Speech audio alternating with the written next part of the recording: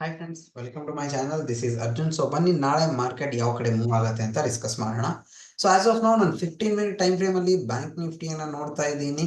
And ಯಾವ ರೀತಿ react ಆಗಿದೆ ನೀವೇ ನೋಡಿ. ಮಾರ್ಕೆಟ್ ಓಪನ್ ಆದ ತಕ್ಷಣ ಓಕೆ, ಸೊ ಇಲ್ಲಿ ಓಪನ್ ಆಯ್ತು ಆಕ್ಚುಲಿ, ಅಂಡ್ ವಾಪಸ್ ಕೆಳಗಡೆ ಬಂತು. ಪ್ರೀವಿಯಸ್ ಡೇ ಲೋ ಹತ್ರ ಸಪೋರ್ಟ್ ತಗೊಂಡು ಮತ್ತೆ ಮೇಲ್ಗಡೆ ಹೋಯ್ತು, ಅಂಡ್ ವಾಪಸ್ ಅದೇ ಲೆವೆಲ್ ಹತ್ರ ಬಂತು. ಸೇಮ್ ಲೆವೆಲ್ಗೆ ಸಪೋರ್ಟ್ ತಗೊಂಡು ಮೇಲ್ಗಡೆ ಹೋಯ್ತು.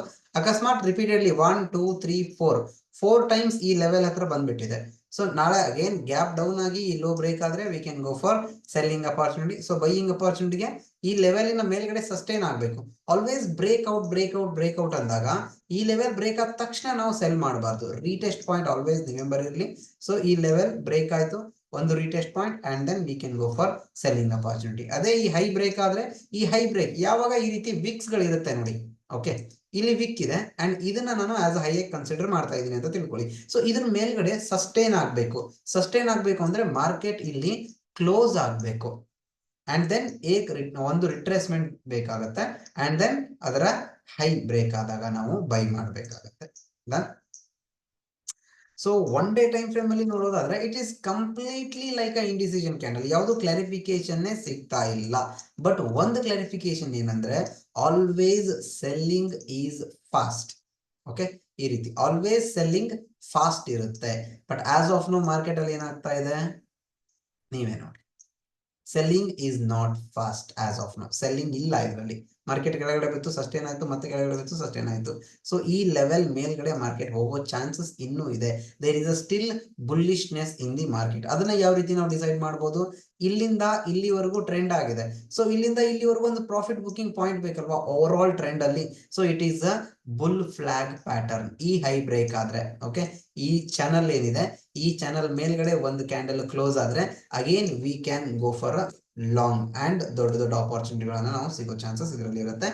ಲಾಂಗರ್ ಟ್ರೆಂಡ್ಗಳು, ಬಿಗ್ಗರ್ ಟ್ರೆಂಡ್ಗಳು ಇದರಲ್ಲಿ ಸಿಗೋ ಚಾನ್ಸಸ್ ಇರುತ್ತೆ.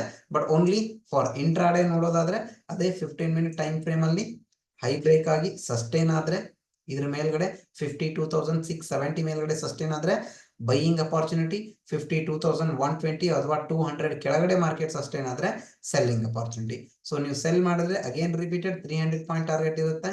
ಅಂಡ್ ಬೈಯಿಂಗ್ ಅಲ್ಲಿ ಈ ಝೋನು, ಈ ಲೆವೆಲ್ ಮೇಲ್ಗಡೆ ಸಸ್ಟೈನ್ ಆದ್ರೆ ಸೊ ಈಸಿಲಿ ಈ ಗ್ಯಾಪ್ ವರ್ಗು, ಅದೇನ್ ಗ್ಯಾಪ್ ಪೆಂಡಿಂಗ್ ಇದೆ ಅಲ್ಲಿವರೆಗೂ ಮಾರ್ಕೆಟ್ ಬರೋ ಚಾನ್ಸಸ್ ಇದೆ. ಇಲ್ಲಿಂದ ಇಲ್ಲಿವರೆಗೂ ಒಂದು around 500 point. But always round point ಗಳನ್ನ ನೆನ್ಪಿಟ್ಕೊಳ್ಳಿ. ಯಾಕಂದ್ರೆ ಇವಾಗ ನೋಡಿ 52,500 ಲೆವೆಲ್ ಇಂದ ಮಾರ್ಕೆಟ್ ರಿವರ್ಸಲ್ ಆಗಿದೆ.